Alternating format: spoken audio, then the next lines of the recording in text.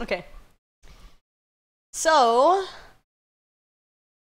why is Maddie stretching out the Pika hat? The Pika hat's not mine. That's actually his. It was a loot crate item, so I don't care if he stretches that out or not, personally. It's whatever to me. But, what's up, Smurfy, Shiny, Outspoken Panda, Luna, I'll take ups, Luna, Dubstep, Aurora. So, I'm gonna be doing something a little bit different today for stream, guys. Sorry, I feel like I gotta sneeze. I am gonna wait for Gaijin to pop in, I think, because I wanted to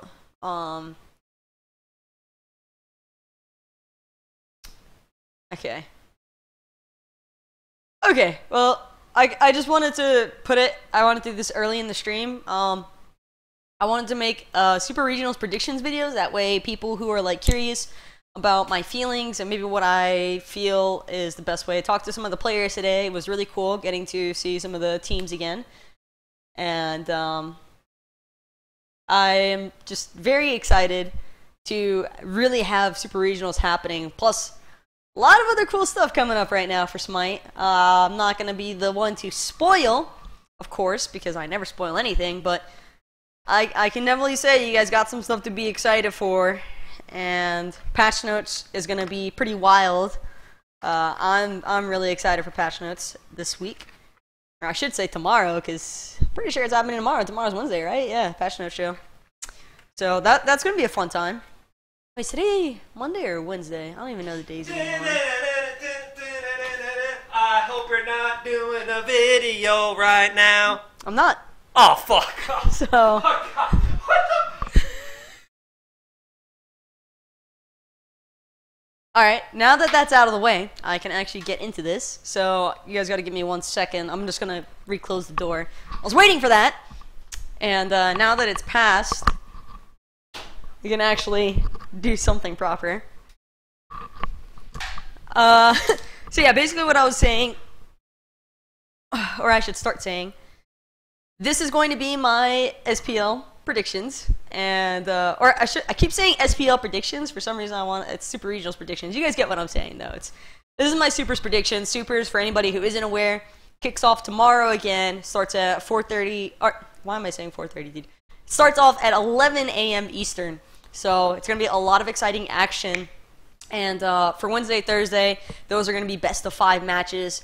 Lots of intensity happening, considering that it's gonna be, for Wednesday and Thursday, the top 4 teams that qualified originally into Supers, that didn't have to worry about doing the Gauntlet Land and stuff to try and get to Supers, they are going to be facing off against each other now in those best of 5s.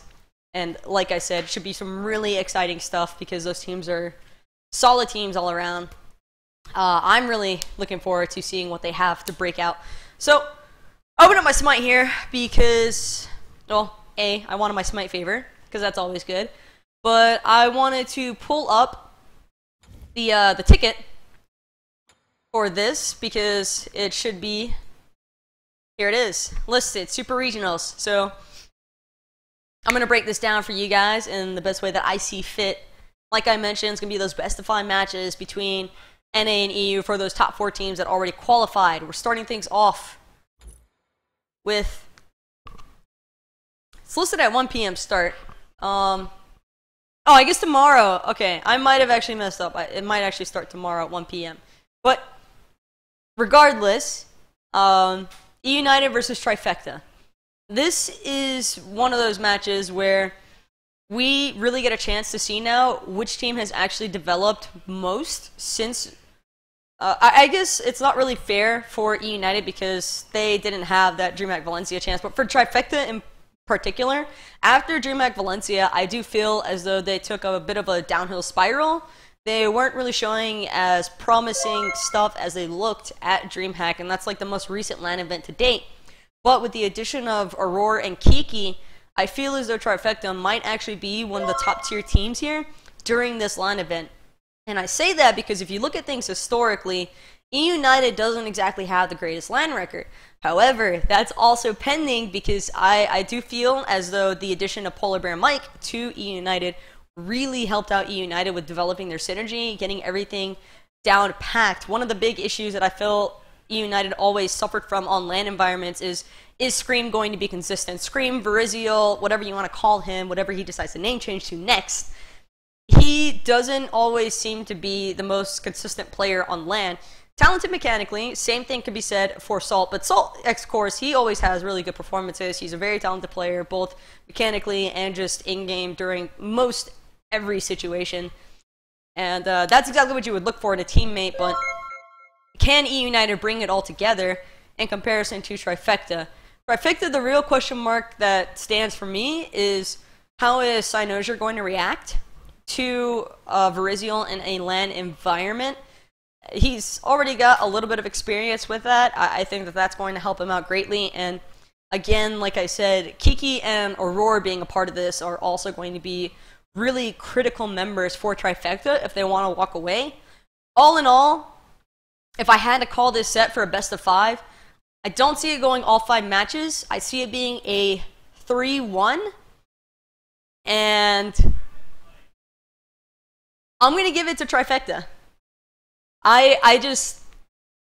going to give it to Trifecta, and I might be horribly wrong for it, but I will say, even though I am favoring Trifecta to win this 3-1, there is very much still an opportunity for E United to actually win it 3-1 themselves. I think a lot of this is going to depend on how the first 2 matches go for both of these teams. If Trifecta is able to get the first couple of wins early on, I think that that will impact E United enough that they'll be able to come back. They'll feel that motivation because Polar Bear Mike is a great team player for bringing his members back into these kind of games. However, even if they find one, I think that Trifecta is just going to have enough experience to be able to win it in the end. So yeah, I don't see this going all 5 for either side, though. It's going to be a 3-1 no matter how it shakes out, at least in my personal opinion. So we'll leave it on Trifecta for now. Now, next up, after that set, another pretty spicy one. It's going to be Luminosity Space Station. And this is pretty intense as well between Luminosity and Space Station because throughout this season, Space Station has kind of struggled, you know, going from Sword to the Monkey Madness ordeal, now Space Station.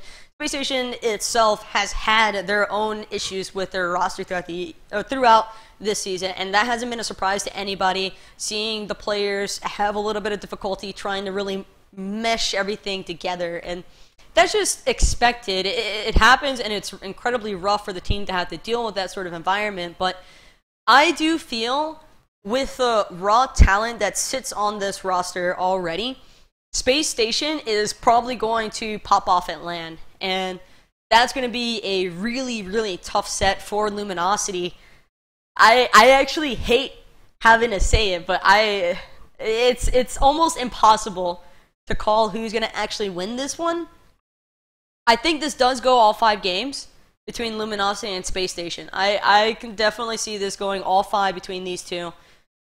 I would probably have to say it's going to be a 3-2 in favor of Luminosity, just because people seriously underestimate Luminosity. Also, I just realized my sub sound probably not too family friendly for this Super Regionals predictions guy, but thank you, Cactus Kate, for the 4 months and running resub. I do appreciate it. Got to take that slight time out and getting back on track though. Luminosity, I think, are going to take this 3-2. I would just have to favor them for that. Even though Space Station is a very talented team, and it won't be easy by any means, Luminosity are really going to have to work for this, but I still do feel as though not only the public, but I think some players might not give Aquarius the kind of props he deserves. And yeah, so I'll drop it for Lumi in that one. And who knows, maybe I'm just drastically wrong on both of those, especially if I'm talking to the players today. Luminosity seems pretty confident.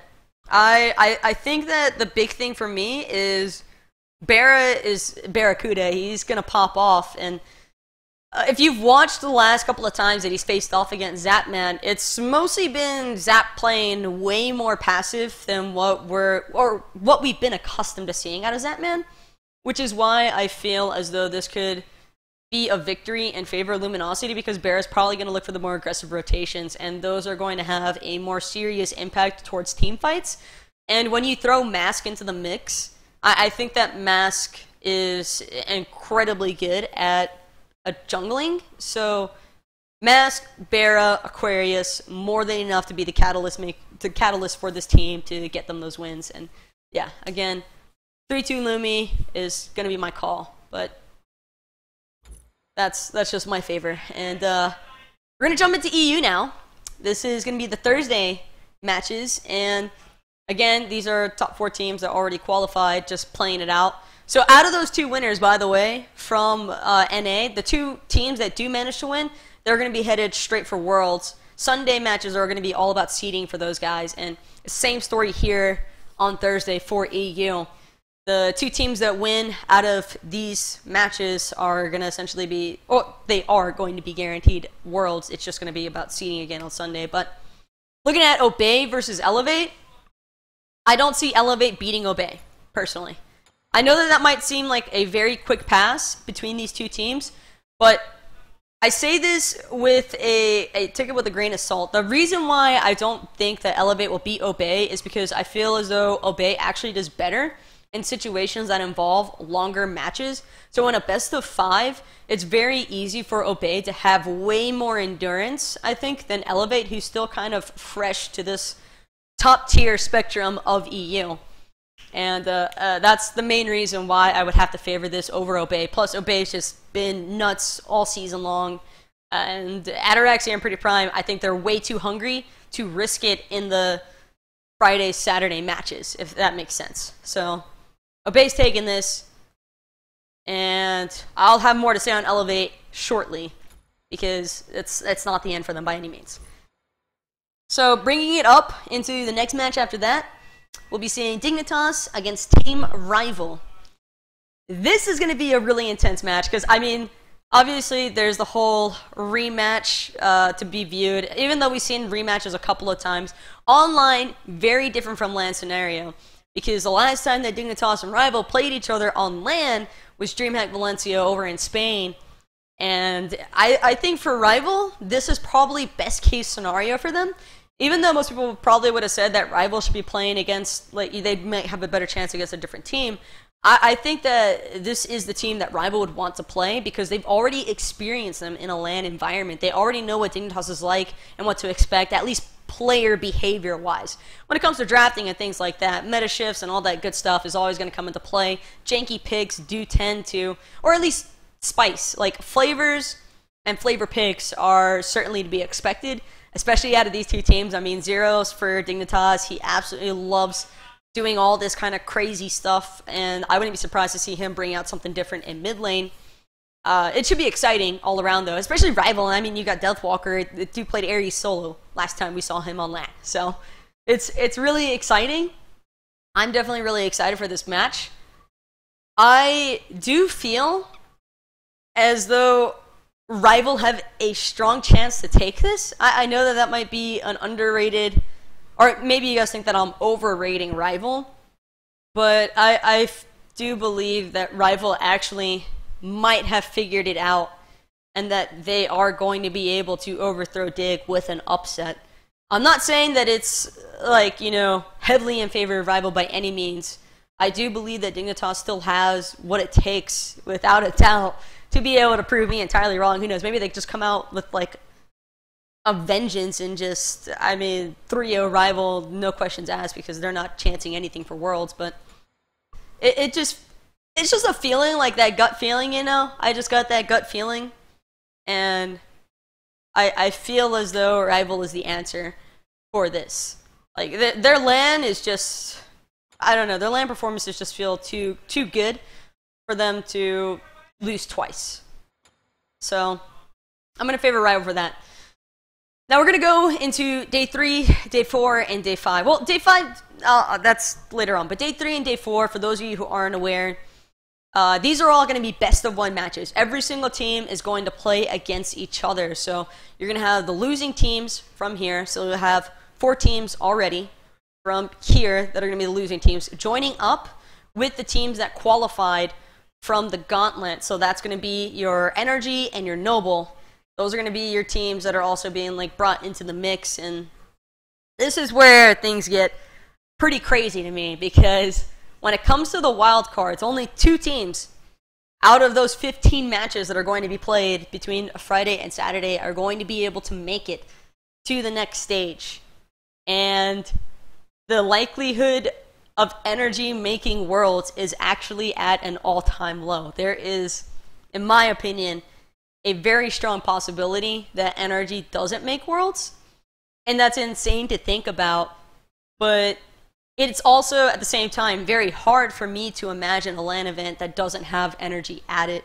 I do believe that they are taking things very seriously now. They're not really looking to make up any more excuses or take any more chances. I mean, nobody really knows what to expect out of the other teams when it comes to best of ones, but I think for Energy, one of their main disadvantages is that, talking to the players today, a lot of the teams felt very confident when they thought about playing against Energy in best of ones, because they feel as though Energy always tends to run the same sort of stuff, and that it's very easy to counteract. Like, you can, not necessarily the same gods, but the same sort of focus within their draft. So say you have a CC heavy draft where all you want to do is try and burst down one player by locking them down forever in crowd control. Like, it's that sort of stuff is what they mean when they say that, like, Energy can be very predictable when it comes to drafting. So I think that's going to be the main focal point for Energy, is fixing, or not necessarily fixing, but like coming up with new draft strategies that aren't going to make teams feel as confident as they seem to be right now. Because, like I said, that was one of the best parts about talking to the players today, was really getting that chance to see them and see them and see like their behaviors. Because it wasn't like they were, you know, lying to me about anything or just like trying to make themselves seem overconfident and like believing in themselves. It was actually them thinking that, you know, Energy isn't going to be as much of an obstacle as we viewed them in the past. I think that this is finally the time for them to really take that ultimate tumble. So Energy making it through out of the teams that are going to be jumping, pulled into the wildcards. Hard to call it. I do think that if Energy don't make it, one of the main reasons why will be because of these guys right here, Elevate.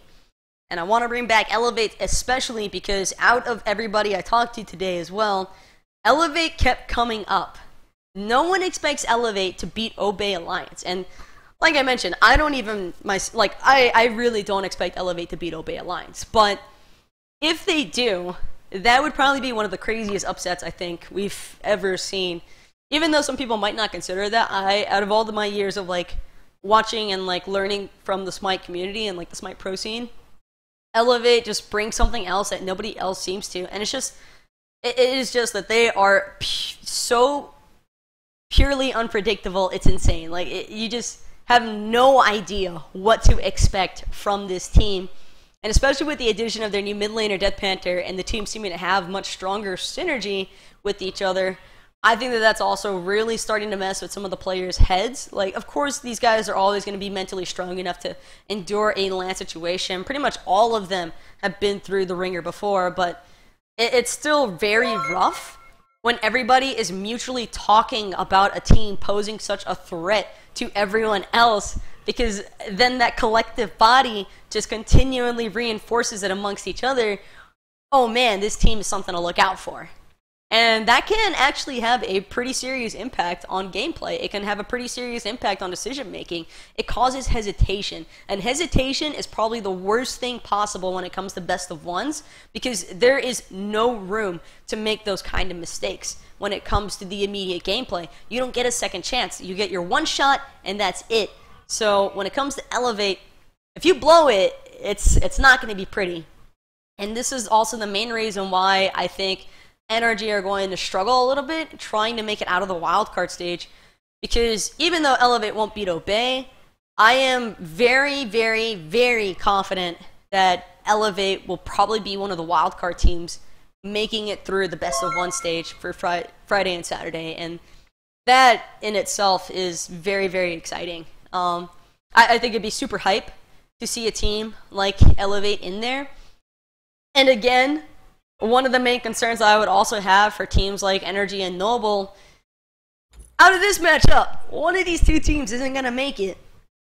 Both of these two teams are very, very strong forces when it comes to playing on LAN.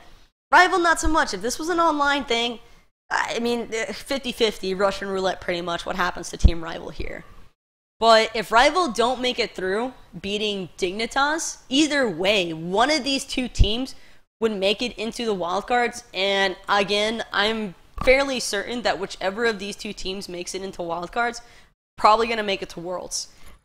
I know this might seem really harsh against NA for my opinion right now, but just I'm still very concerned that NA kind of just struggles with that wall of can we actually surpass the EU teams or not. And I feel if wildcards end up where NA teams are actually securing wins against the EU teams, then that'll give NA a strong enough confidence booster to where they might actually be able to overcome one of these two teams who doesn't make it out of their matches. But if EU is just completely wiping the floor in like 30-minute or less matches against NA teams in these best of ones, that is going to have a pretty bad impact against the NA teams.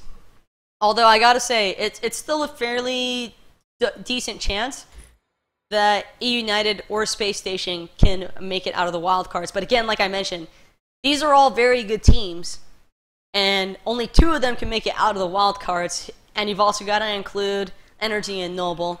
I know I haven't said a whole lot on Noble. I know that they've got a little bit of the hype factor surrounding them because, I mean, they are probably the purest underdogs here at this LAN. But in all fairness, I just don't think that Noble is prepared quite yet to tackle this many high-tier teams.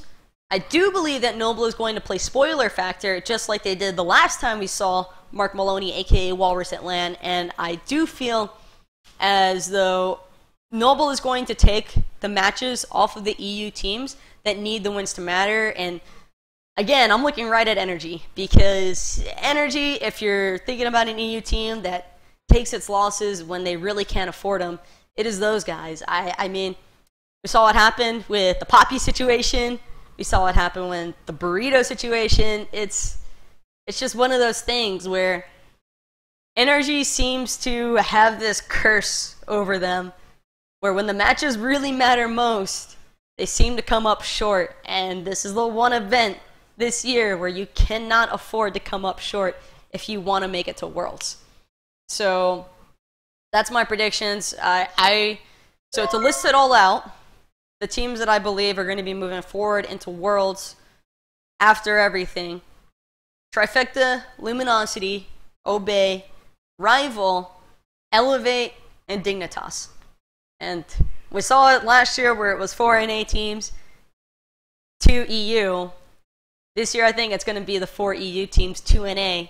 And whether or not NA, those 2 teams, whichever they may be, make it through, it's going to be hard to say. Maybe this is the year that NA turns it all around, because this is the situation that EU was in last year and they still made it happen. Energy made it happen. So that's going to be the way that the cookie crumbles, I think, in my personal opinion. And of course, like I mentioned, Sunday, not too much of a breakdown for these games from me, because Sunday's just all about seeding. It doesn't really have too much of an impact. I wanted this to be mostly about who I believe is going to make it out of Super Regional. So that's pretty much my bit on it, and I hope that everybody gets to enjoy those matches.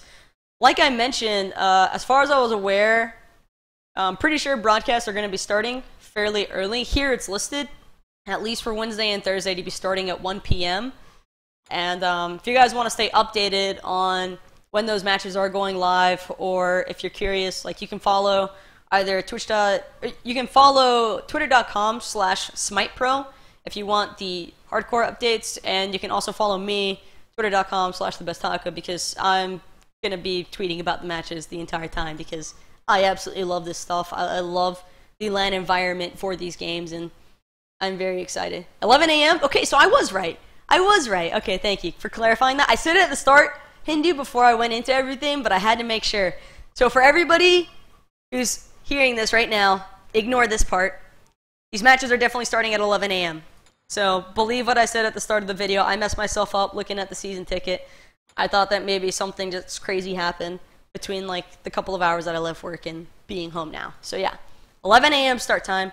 I'll also make sure to include that at, like, when I tweet this out, because I want everybody to make sure that they're able to tune in for it when possible, because this is going to be an event that you're not going to want to miss. Super regionals and LAN events in general are just such a fun thing to be a part of, because the games are going to be insane, especially with such talent in the studios. And again, just really looking forward to it. So hope you guys enjoyed. And now I